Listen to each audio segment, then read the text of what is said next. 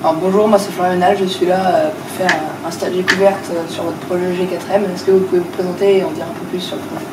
Donc, le projet G4M, géodétection multimatériaux multimétiers, pour but d'optimiser dans un premier temps toutes les technologies existantes qui permettent de détecter les canalisations enterrées et de les fusionner ensemble pour arriver à un seul résultat de géodétection. Et bien, quelle technologie? Parce que le géoradar, c'est une méthode qui est continue, qui marche tout le temps, mais certaines canalisations vont apparaître moins fortement parce que c'est basé sur des ondes électromagnétiques, donc certains matériaux réfléchissent plus les ondes électromagnétiques envoyées par le radar que d'autres. Et donc pour ça, il y a d'autres technologies qui sont utilisées, notamment quand c'est des canalisations en plastique. On a une technologie qui envoie une onde sonore qu'on peut entendre dans la canalisation, et avec un micro très sensible, on le pose sur le sol et on peut détecter les endroits sur la canalisation.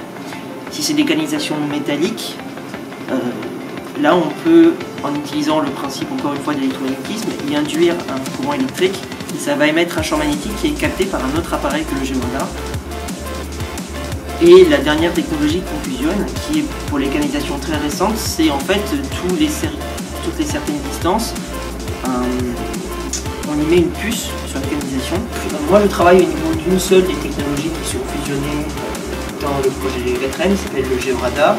Mon rôle, c'est d'analyser ces images de façon automatique. Donc, mon rôle consiste à récupérer les données issues de chaque technologie, de les filtrer, de les analyser, de les traiter automatiquement, puis de les fusionner toutes les quatre ensemble. Le but final de la fusion de ces quatre méthodes est de maximiser les chances de voir toutes les canalisations qui sont enterrées sur un terrain donné. Tout en minimisant la chance de voir quelque chose qui apparaîtrait comme une canalisation mais qui n'est pas. Pour ce qui est de mes travaux, je me base sur les images qui sont fournies en sortie de la technologie géoradar. Donc il y a deux échelles sur cette image. Une première échelle ici qui est l'échelle, simplement la direction selon laquelle on a poussé notre géoradar, donc c'est une échelle qui est graduée en mètres.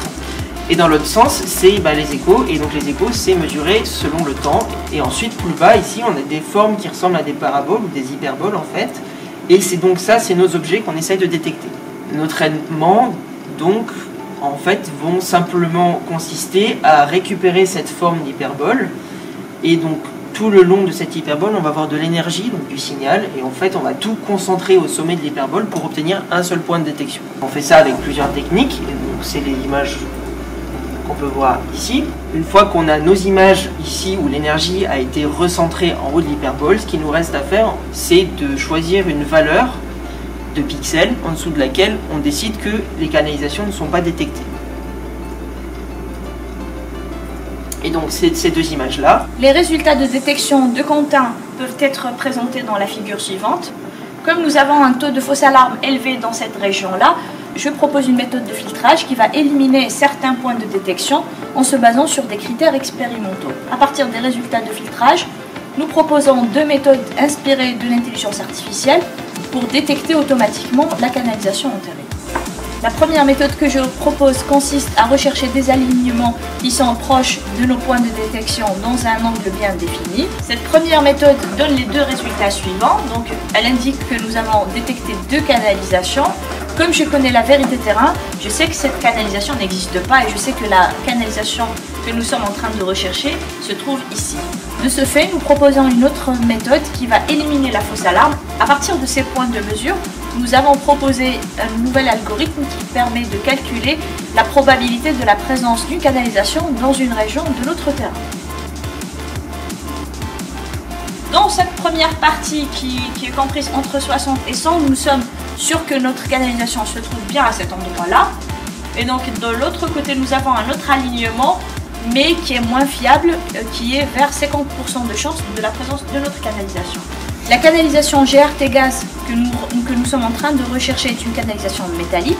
De ce fait, nous pouvons utiliser la détection électromagnétique. La détection électromagnétique va nous générer les mesures suivantes. Et avec un algorithme de détection automatique, nous allons avoir le tracé de la canalisation suivante. Donc à partir des résultats du géoradar et de l'électromagnétique, nous allons fusionner les deux résultats et nous allons avoir le résultat de détection suivant. Tous les points sont noirs, ce qui traduit que nous sommes bien sur la position réelle de notre canalisation.